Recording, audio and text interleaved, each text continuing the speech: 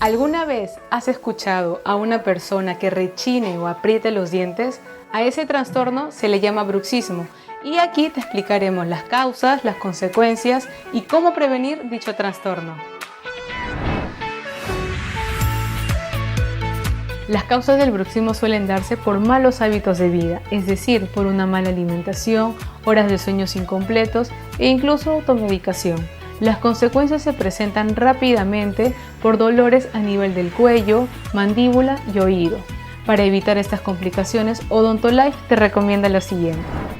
Identificar aquellas situaciones en las que sientas ansiedad, estrés o que genere una mayor tensión. Practicar deporte que no sea fatigante, de la mano con una música relajante. Evitar ingerir café y otros alimentos excitantes. Recuerda que el bruxismo es un hábito involuntario, por lo tanto difícil de prevenir, pero sí se puede, y no olvides que aquí en Odontolife tu salud se refleja en tu sonrisa.